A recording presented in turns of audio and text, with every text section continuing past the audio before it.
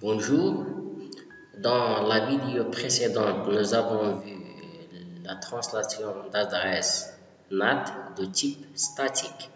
Dans cette deuxième partie, on va voir la translation de type dynamique. D'accord? Alors, on va travailler sur le même réseau. Alors, on a 3 PC dans un réseau privé et un serveur web dans un réseau privé. Et la communication entre les deux réseaux privés se fait à travers un réseau public. D'accord? Alors, concernant la translation NAT de type dynamique, on passe vers notre routeur. D'accord? Alors, qu'est-ce qu'on va faire? Maintenant, on a déjà configuré la translation de type statique. Alors, pour faire la translation de type dynamique, on a besoin de désactiver la translation de type statique. Pour cela, on va écrire la commande now ip nat inside source static. D'accord? Alors, pour désactiver l'IPNAT statique, on va créer la commande now ipnat inside source statique avec les adresses que nous avons affectées 192.168.1.3, d'accord? C'est-à-dire la première adresse, ce n'est pas .3, .2 plutôt, l'adresse de premier PC avec l'adresse que nous avons affectée à ce PC, c'est 80.0.0.10. D'accord? Alors, c'est la première adresse externe que nous avons affectée à notre premier PC. Alors, on va écrire now ipnat inside source statique pour désactiver la translation statique. C'est bon? La même chose pour l'autre PC. Alors, il suffit de changer l'adresse. Ici, on a .3. Ici, on a .11. Et la même chose pour le dernier PC. Alors, on a .4.12. Maintenant, on a désactivé la translation de type statique. Maintenant, qu'est-ce qu'on va faire? On va déclarer à nouveau, on va définir à nouveau les interfaces internes et externes du routeur. Alors, on utilise toujours int fa0, 0, c'est-à-dire l'interface de ce routeur. Alors, cette interface sera ipnat, d'accord? Alors, ce que nous avons écrit, ipnat inside. C'est bon? Alors, c'est l'interface interne. Ok, je sors de cette interface et je définis l'interface externe, c'est SE2 0. Cette interface-là, d'accord, SE2 0, c'est une interface externe, c'est-à-dire publique. Alors, on va mettre ipnat outside. Maintenant, c'est bon, je sors. C'est bon. Maintenant, je vais déclarer la liste des adresses privées et des adresses publiques. D'accord? Pour la liste des adresses privées qu'on a, alors on va déclarer l'interface int fa0, 0. C'est bon. Int fa0, c'est l'interface interne. Alors, on va déclarer la liste des adresses qu'on va affecter à cette interface, c'est-à-dire pour les PC qui appartiennent à cette interface. Alors, on va écrire la commande access, d'accord, -list, access-list, et on va donner un numéro d'identification de cette liste, par exemple 1, espace permit, c'est une action d'autorisation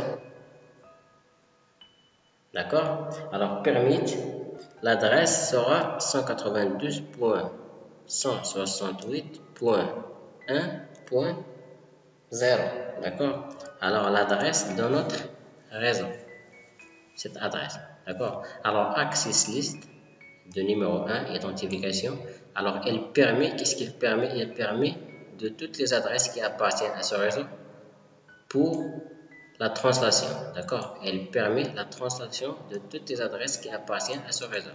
Alors, espace, qu'est-ce qu'on écrit? On écrit le masque généré.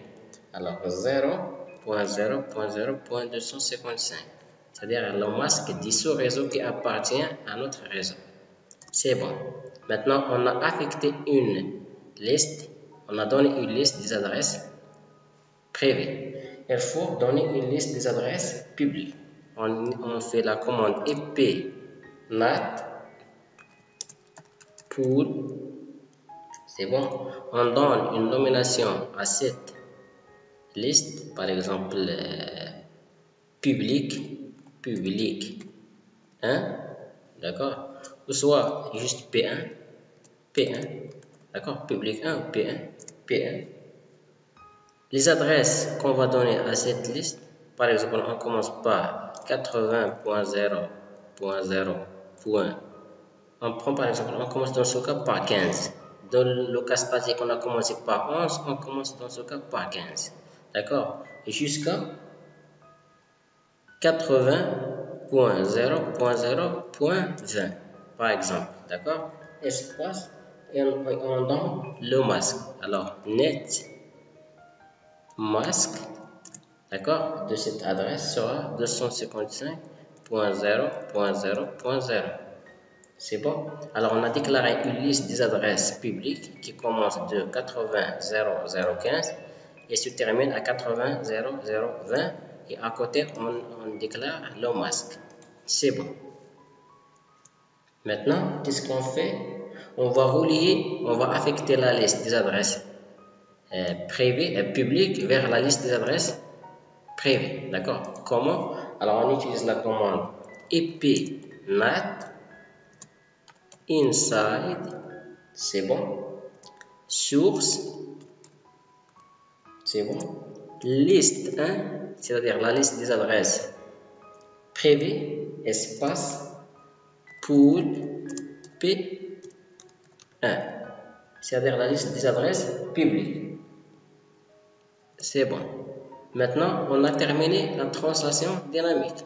Qu'est-ce qu'on va faire? On va faire un DAO debug pour afficher les translations, d'accord? DAO debug ep nat. Maintenant, qu'est-ce qu'on va faire? On va transmettre des messages entre le premier PC et le serveur, entre le deuxième PC et le serveur, et entre le troisième PC et le serveur. On a les trois messages sont bien envoyés à USIT. Et je reviens vers notre auteur. Alors, vous voyez, la première adresse, c'est l'adresse du PC numéro 1. D'accord? 192.168.1.2. C'est l'adresse de ce PC. Alors, qu'est-ce qu'il fait le auteur?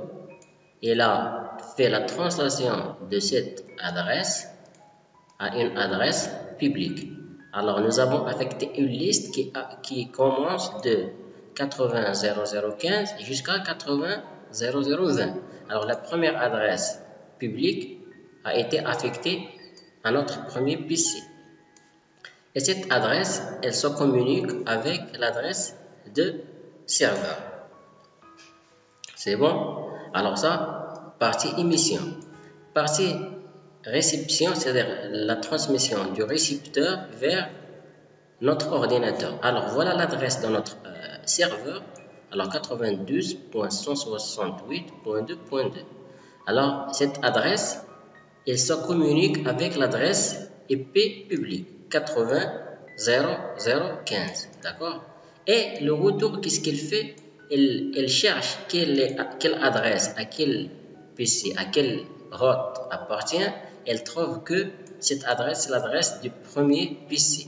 D'accord? Alors, qu'est-ce qu'il fait? Elle fait la translation de cette adresse vers notre PC, l'adresse privée de notre PC 192.168.1.2. C'est bon. La même chose pour le deuxième PC. Alors voilà l'adresse du deuxième 192.168.1.3. Alors c'est l'adresse de ce deuxième PC. Alors le routeur fait une translation de cette adresse vers l'adresse 80.0.0.16. Cette adresse, qu'est-ce qu'elle fait? Elle se communique avec l'adresse de notre serveur web. Quand le serveur web il veut communiquer avec notre PC, qu'est-ce qu'il fait? Voilà, il se communique avec l'adresse IP publique 80.0.0.16. Après, qu'est-ce qu'elle fait le retour? Elle cherche à quelle adresse appartient, c'est-à-dire à quelle adresse privée. Elle trouve que cette adresse, c'est l'adresse de deuxième PC. Alors, elle fait la translation vers le deuxième PC et ainsi de suite pour les autres, pour le troisième PC. D'accord? Si on a plusieurs routes, alors c'est la démarche utilisée, c'est la méthodologie utilisée pour la translation dynamique. D'accord? Alors nous, on crée des listes, une liste des adresses privées et une liste des adresses publiques, et le retour, il va affecter chaque adresse à l'autre adresse publique. D'accord? Privé vers public. C'est bon?